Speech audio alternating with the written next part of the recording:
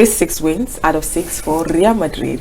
And who better to analyze this than the one and only Kochi himself, Tebit Fred. Good afternoon and welcome to SUbsisdy. Good afternoon, everybody. Good afternoon. Hello, Madrid. Hello. It's always a pleasure to be here, you know. All right. You know? Yes, and you're looking dapper today. Anyways, Manchester United has conceded 10 goals in 3 games. It's not looking good for Onana. Who better to analyze this than the one and only Moses Abu? Good afternoon and welcome to SUbsisdy. Yeah, good afternoon. Thanks for having me. All right, where do we start? Should we start with? Let's start with Manchester United. Let's start with the Champions League. Okay. Let's start with the Champions League. All right. Yeah. Now the Champions League returned on Tuesday night. It looked so good for the likes of Barcelona, Man City, PSG, Real Madrid. Yeah. And even Bayern Munich. Yeah, Bayern Munich. And Arsenal, after their 6 years absence, they came back in style and they were on a rampage as they demolished PSV Eindhoven. Now for Manchester United, I can't say same. Although they gave a good account of themselves against Bayern Munich, but they struggled and they kept conceding goals. And it has not been good for Onana, who cannot just stop conceding. I don't know, who should I start with? Let me start with you, Moses, a United fan. First of all, you saw the game yesterday. Yeah. How did the game make you feel?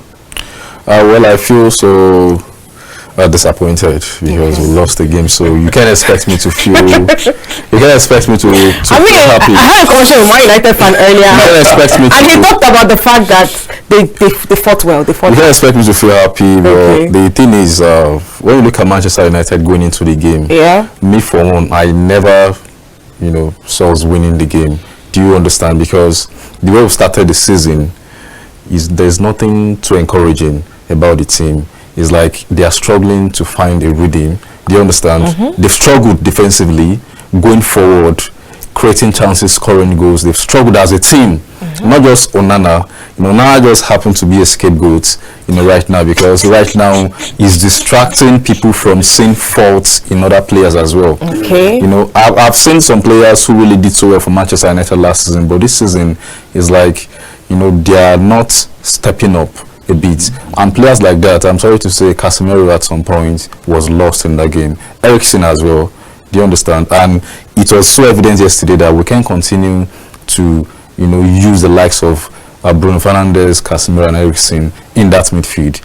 We need more energy. We need young players. I think that's why they brought in Mason Mount. Well, I don't think Mason Mount is not a defensive midfielder. Okay. We need a defensive midfielder, and I feel that was why we signed Amrabat. But right now he's injured. Oh wow! Do you understand? Yeah. So, and defensively, the only defender I know we can rely on right now, since Varane is injured, is just Lisandro Martinez. Lindelof is out of it. Maguire is not.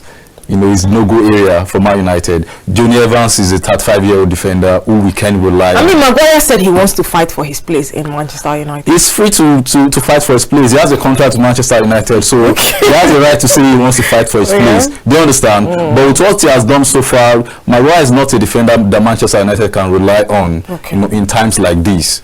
And going forward, we signed a striker who I feel like he has a bright future ahead of him.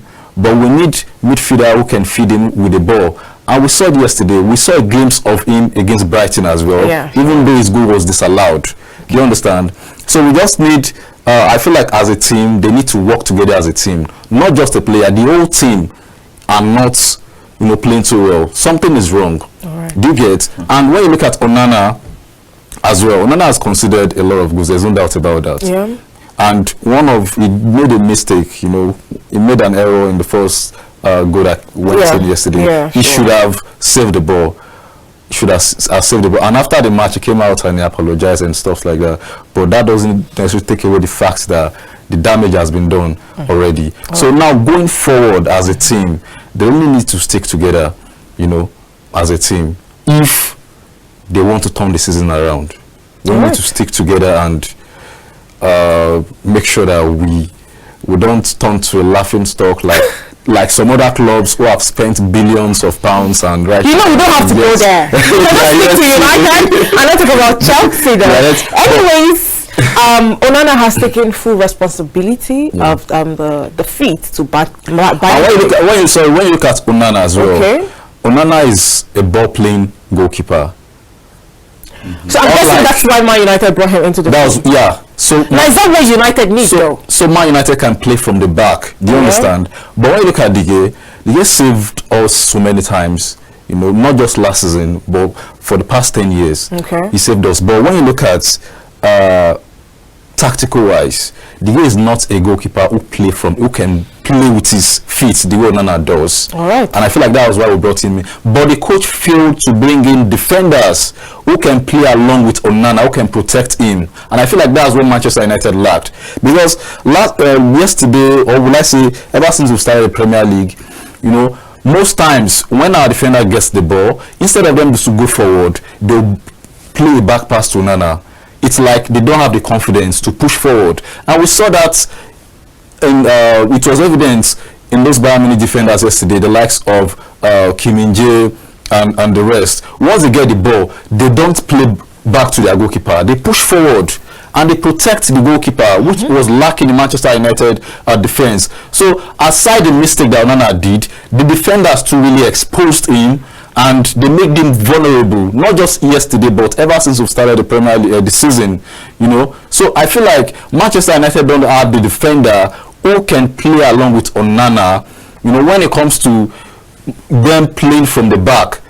The way Bayern Munich did, Inter Milan were doing when Onana was still in Inter Milan. So I feel like it's not just about Onana right now. It's about the entire team. That was what I said. What are your thoughts, coach? Okay, so here's the thing. Onana has come out to say he takes full responsibility for that defeat. Not just for the defeat, for the first goal, because he felt the first goal led to the defeat. All right, now who should be blamed? Man United right now. Is it the coach? Is it the pattern, or is it Onana? The United club should be blamed, beginning with the Blazers. To me, I want to run down, a line between the co-owner or the owner of United, right down to the management and the players.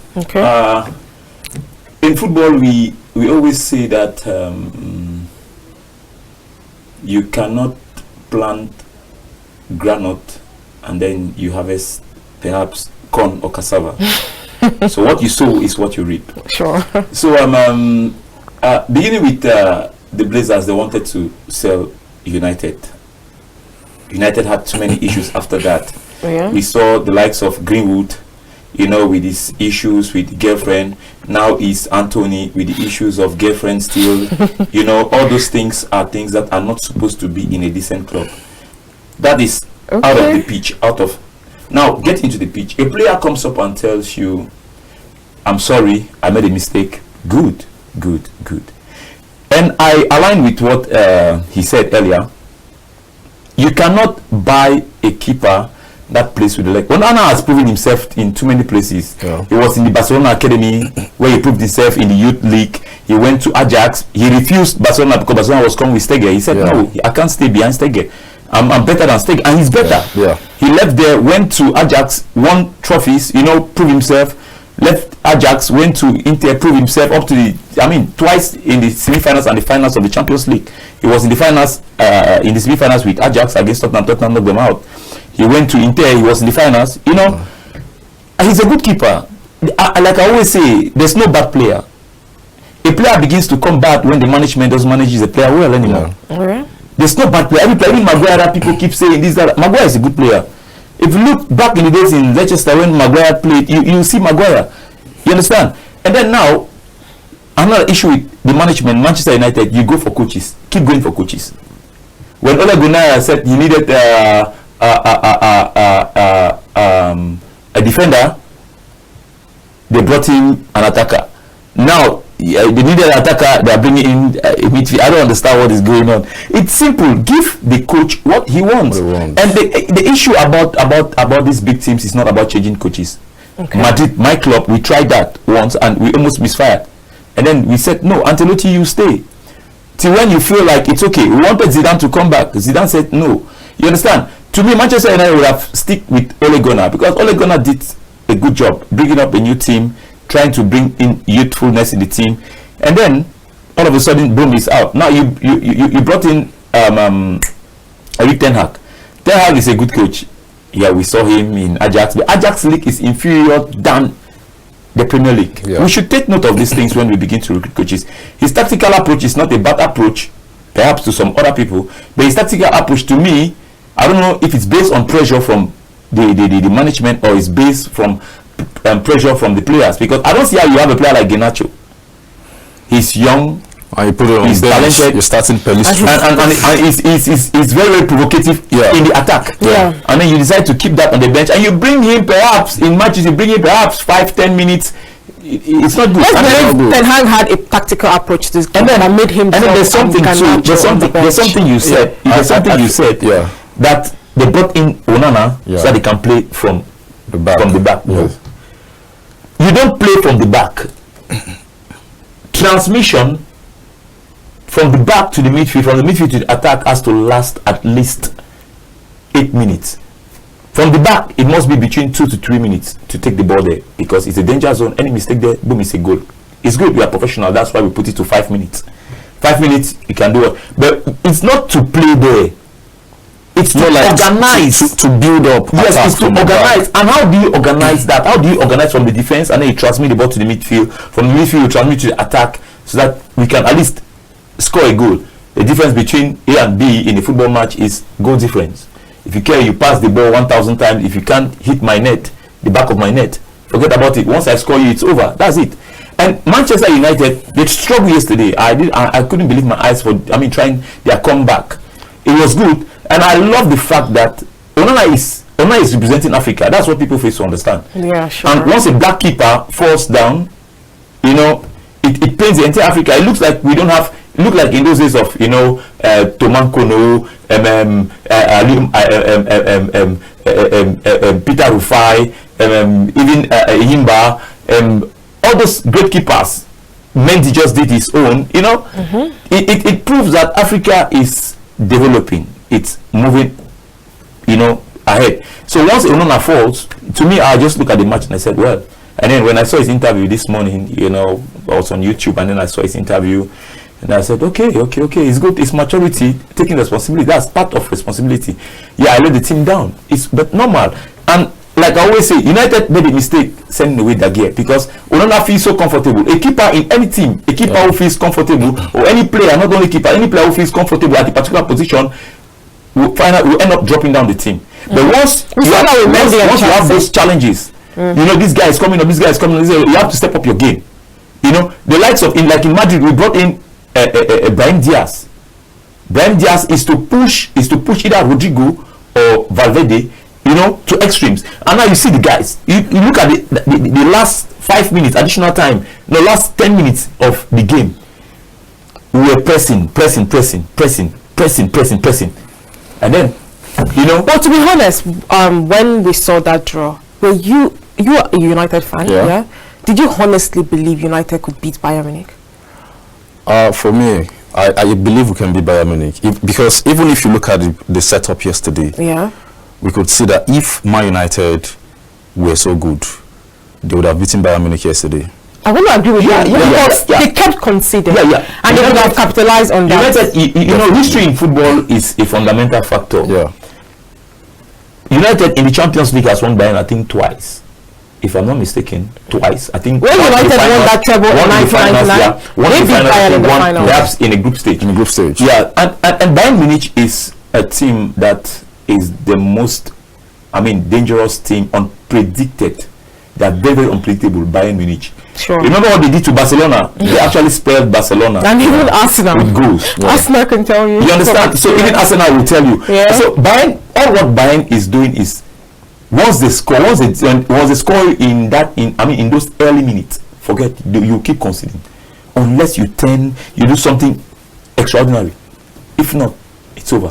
Well, it was bad for Manchester United, but it wasn't so bad because they got 3 goals, and it looks as though the future might just be looking bright. Maybe when they bring the next tie to Old Trafford, Manchester United might just unleash mayhem on Bayern Munich. Yeah, you know what? It's a two-faced game. Roman and the way is Bayern can also still win them. Of course. And if you look at Bayern as well, the Bayern setup right now, you can compare to the Bayern of 6-7 years ago. Yes. Right now, they are not even in the best of their form, and that was why I said if Man United were so good, yes, they would have capitalized on that. Bayern. Sure. Because they were not as even the Bayern keeper wasn't that good. Yeah, he also considered even the defenders, the likes of Upamecano, that make mistakes.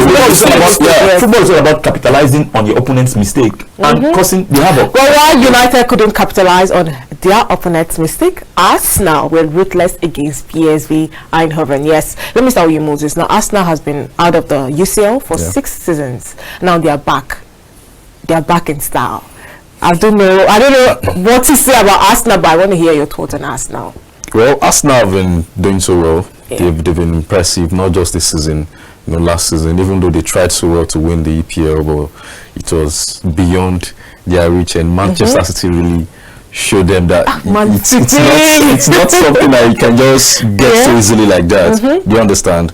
And coming into this season, people really expect Arsenal to tone down a bit or to feel discouraged, but they took it from where they stopped last season and they kept on improving.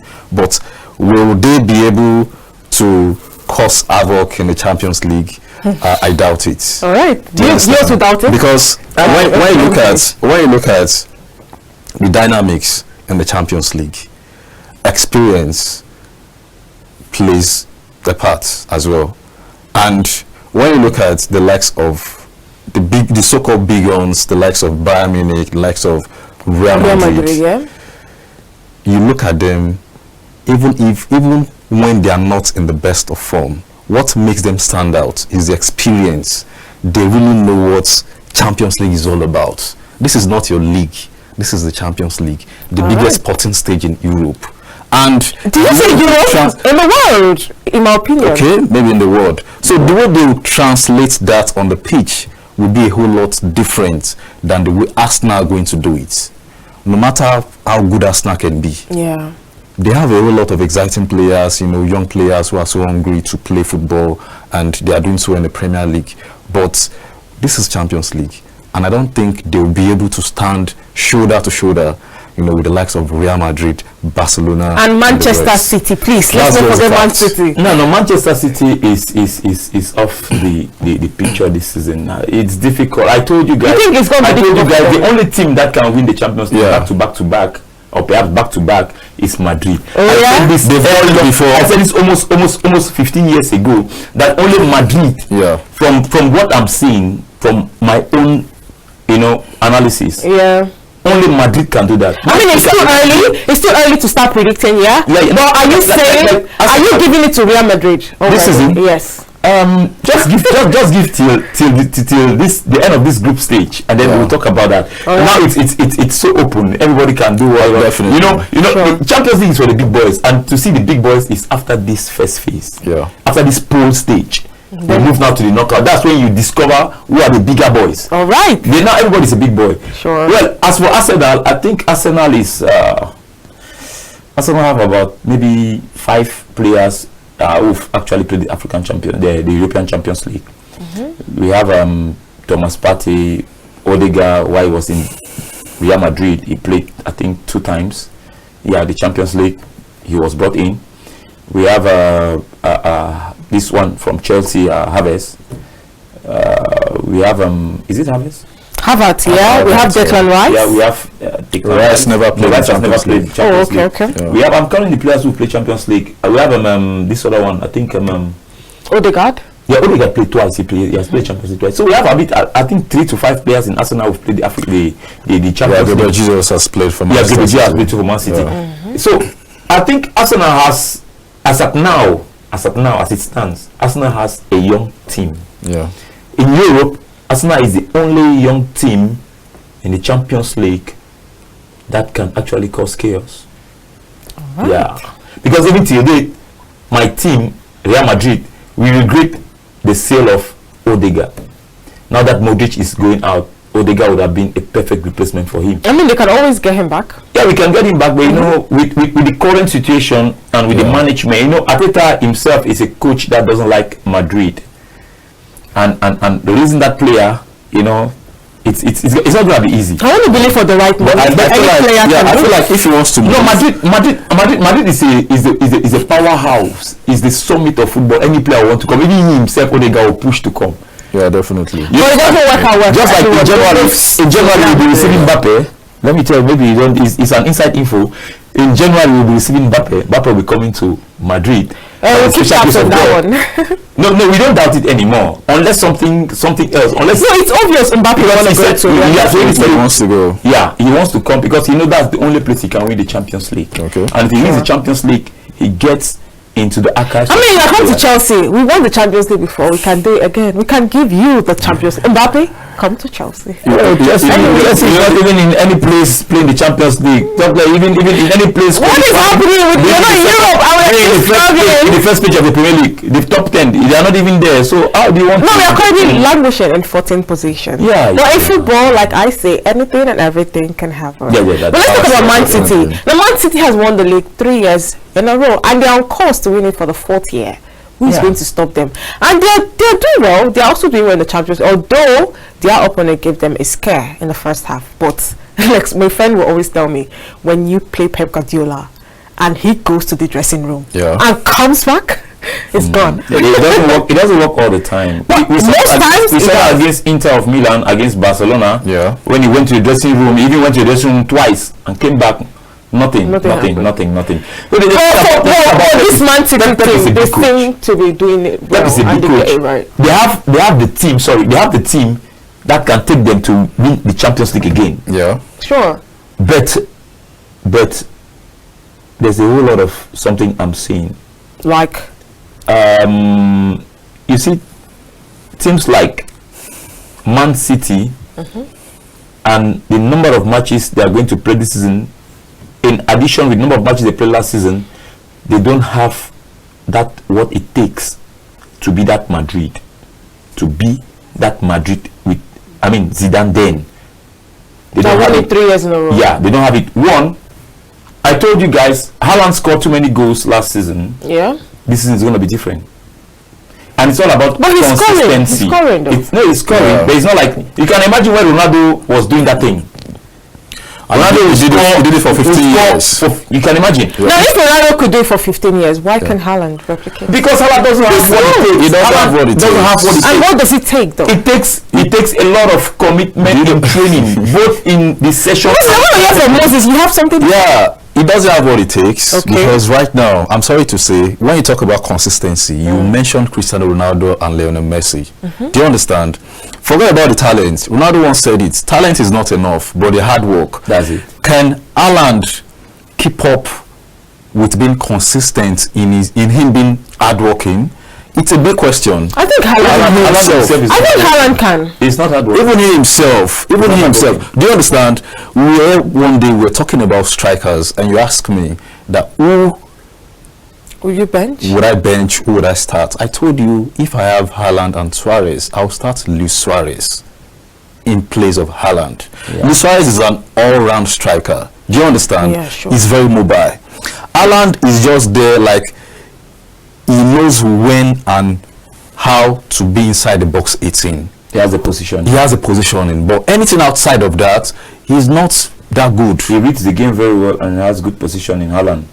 But Haaland has the height too. He has the height. He has the physique. He has the physique. He can really defend us. All what I will say to Haaland, if Haaland can hear me, is that if he wants to be a Ronaldo, if he wants to beat Ronaldo's record, he needs to. I mean, I don't think Haaland is gunning for Ronaldo's record or want to be Ronaldo. I think Haaland want to be Haaland and create his own history. Every player wants to beat. Every attacker wants to be the number one. All right, and let's talk a bit about Real Madrid before the show ends. Now, Barcelona is doing so well. In fact, they are doing extraordinarily well, and nobody is putting them in the equation to win the Champions League. I'm going to be tipping Barcelona, but for Real Madrid, they're not scoring plenty goals. Yeah, but they are getting the results. Well, when you talk about Barcelona, yeah, they won their first match, but against who? Antwerp. This is the first time in Belgium. Once we have in Belgium. All right, but they are in the Champions League. And Chelsea are not in the Champions League. So for you to be in the Champions League, that means you're doing something. Like I said the other time, if we have to migrate Chelsea from England to Belgium, they would be in the Champions League. All right. Young boys, they always come to Champions League every season. Young boys. Yeah.